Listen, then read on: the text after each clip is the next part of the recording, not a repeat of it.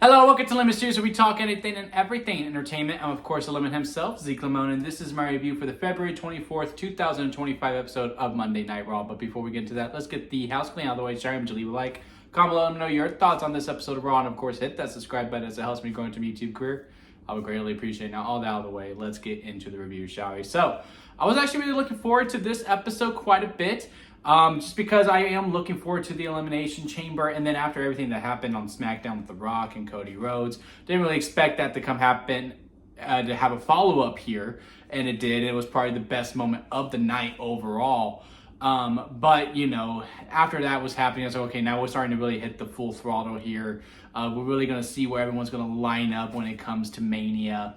And then, again, I was just looking forward to it. And again, after it is the go-home show to the Elimination Chamber, which is probably my second favorite match concept out of all of them, with one probably being the Rumble. It's between the Rumble and Hell in a Cell for me, too.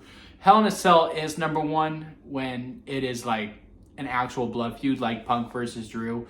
But for the yearly ones, I would say maybe the Rumble is number one. But yeah, enough of that. Looking forward to the show. But how was this episode overall? Was really looking forward to it. I thought this episode of Raw was absolutely spectacular. There is a big contrast when it comes to Raw and SmackDown. Again, I think overall the hate for SmackDown is a little much. I think it's a little forced in some areas. Can the show be better? Absolutely. Is it better as a 2-hour show? Yes. I'm not gonna discredit that whatsoever. But it really does feel like, oh well, we didn't want SmackDown to be 3 hours, so we're gonna make sure that we boo it.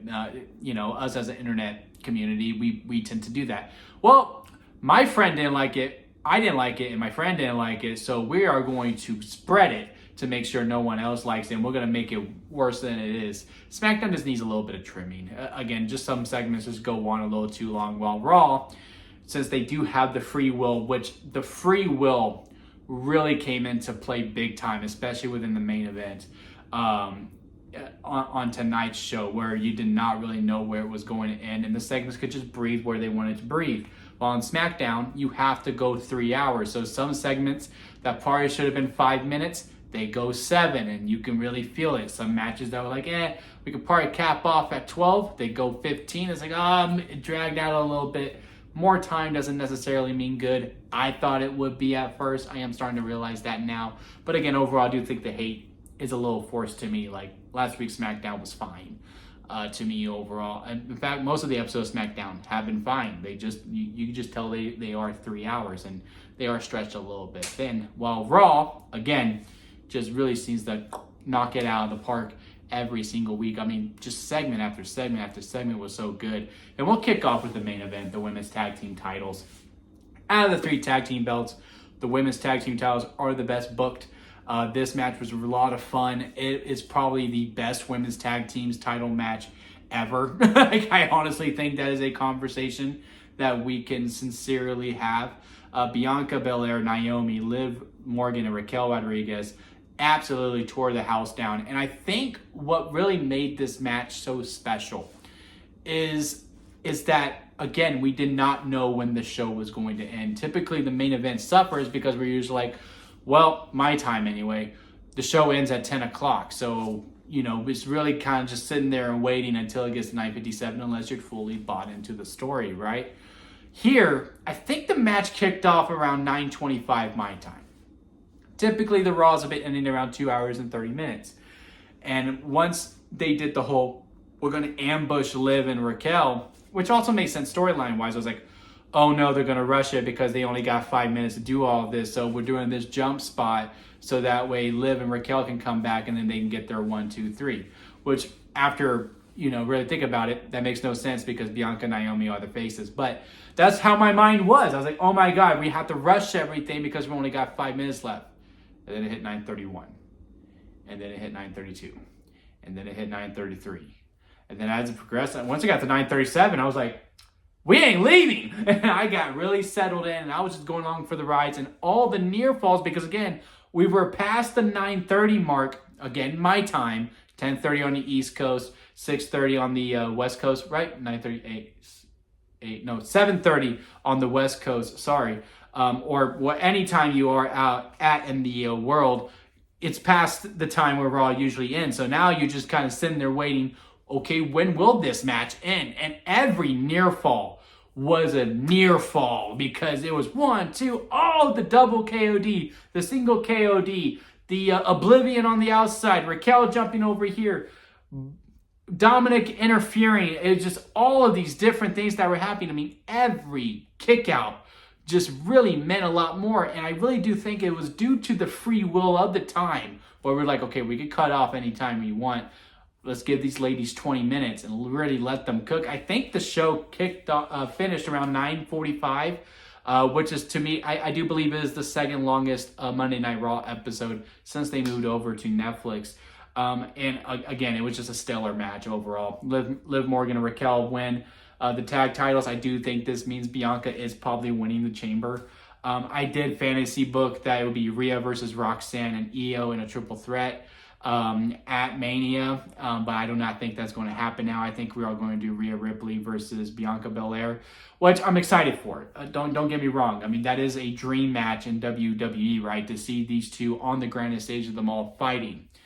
My thing is, I want to wait all night for that match. I want that to be the main event. And with what's rumored to be the main events of Mania this year, it's going to open. And I just think those two ladies, again, even though opening is the second biggest spot on the show, I just really, I would love, like, if this was Mania 41 and we'll wait all day night one, or hell, I honestly think Bianca versus Rhea is worthy to main event night 2 of WrestleMania, where we're waiting all weekend and all night until these two ladies come out. And I just really, I'm hoping they get the semi-main event and that both main events get a proper time for it, because usually the match that's the co-main event, the second to last match, is usually used as the cool down portion of it. So with that winning, I am excited because now Bianca can go back to the singles division, and I assume Jade comes back to attack Naomi because Naomi was the one who attacked her. That's my guess anyway. I don't think Liv and Raquel have anything to do with that whatsoever, even despite the segment that we had with the Judgment Day as well, is that Jade and Naomi can go off one way and then Bianca can go to face Rhea at WrestleMania, and then she can go and hop back in with that feud later on. Another thing that I really like with WWE, now that we bring that up, is that, you know, typically the last two roads to Mania, and granted, you know, I'll admit, the last two roads to Mania have overall been a little bit better to me personally than this current road right now. Now, we won't really fully be able to compare all three Triple H roads to WrestleMania until after Mania 41 is over. But those 39 to 40 roads, the load was exploded on those two, right? That when we passed Mania, it was very much, okay, well, now we have this weird period where we're trying to figure everything out. And then it's like once maybe around SummerSlam time, we start to get full throttle again, right?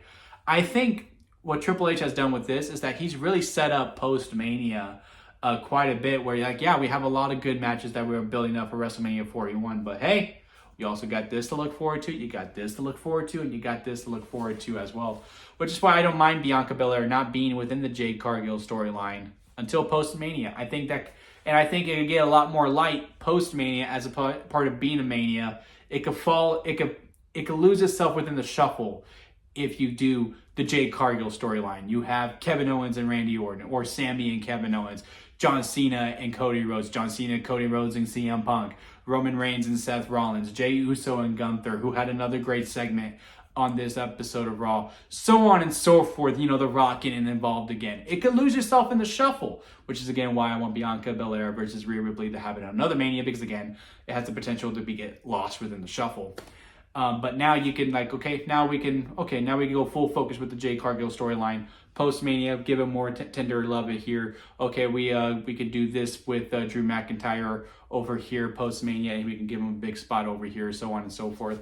I just think overall, yeah, sure, the road overall may be lacking just for the current card. But I think post-Mania, though, I think we're going to be in a much, much better place overall. But as for other things that happened on this episode of Monday night, I really like the IC portion of it too with the Judgment Day with Dominic. Maybe we're going to do Braun Breaker versus Finn Balor versus AJ. I do think AJ is going to stay, even though I heard he had a segment with Logan Paul because, you know, I get commercials because I live in the United States. But for those internationally, they had a Logan Paul and AJ Styles segment. Maybe that's the match at Mania. But maybe, you know, it is Finn Balor versus AJ versus Braun Breaker for the IC title. I would be down for that. I wouldn't be mad at all, especially with how the segment ended over there. Really enjoyed that.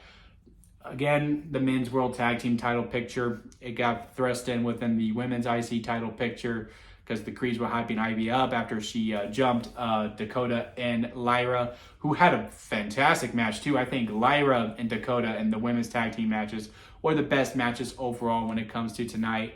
And then, you know, the Viking Raiders attacked the Creed. So now we're getting both Rhea versus Io and the War Raiders versus the Creed Brothers for both belts next week on Raw. Looking forward to that quite a bit. Triple threat between Penta, Ludwig, and Pete Dunne was decent for what I saw. My internet went out for a little bit, so I missed the ending of it, but I did see that Ludwig got the win. It was probably time for that too. It was, you know, Penta didn't take a pin yet. I do think we should be building up a streak for him quite a bit for him to really get a lot of credibility.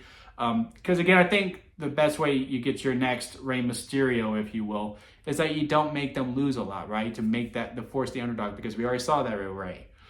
Our next luchador should go on a hot streak and get a lot of wins and build up and build up and build up. Maybe he gets the IC title and he just keeps going and going and going, where, you know, it's not just about how many days the reign is, it's about the streak as well. And, you know, when there's ways that we can still go about it. Yes, Penta took a loss, but in one-on-one competition, he is still undefeated, and I still think we could keep that. We should keep that going, moving forward to it. But yeah, the triple threat for what I saw for the most part was pretty good, and I am happy that Ludwig got the win as well. New Day and LWO stuff, it was fine. I do think we are tattling the New Day a little bit. To me, I really do want them to be in the World Tag Team title picture. I think they should be the World Tag Team champions. They are doing the best work out of all the tag teams, and I think they could bring some real relevance to those titles. So the sooner we can get the belts on the New Day, the better, to me personally. Again, Gunther and Jey Uso had a great segment. Gunther coming out, he saw Akira Tozawa and the rest of the Alpha Academy dancing for TikTok.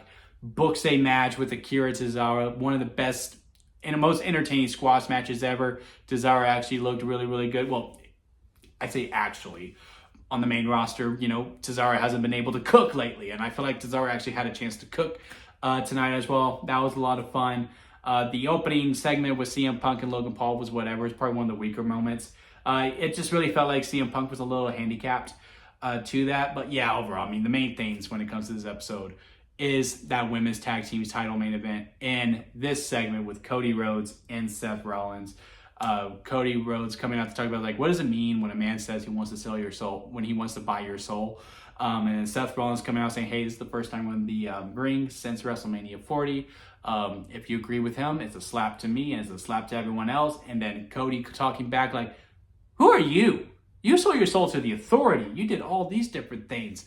But I will also admit you were the MVP of WrestleMania 40, and I'm not this champion without you. The mutual respect that they have there. It was just an overall great segment. So yeah, to me, the Cody promo with Seth Rollins and that women's tag team title match were the absolute standouts of this episode of Raw. It gets me really, really excited for the Elimination Chamber. And I am really excited for WrestleMania 41, which is overall what the game plan should be for these episodes of Raw when you have two PLEs. But I am really excited to get to the other side of the Elimination Chamber when the road to Mania becomes abundantly clear. But let me know what y'all think about it down in the comment section. If you made it this far within the review, please leave a like. I do greatly appreciate it. And hit that subscribe button as we continue to go on this road to WrestleMania together. And until next time, guys, I'll see you here at Lemmy Studios.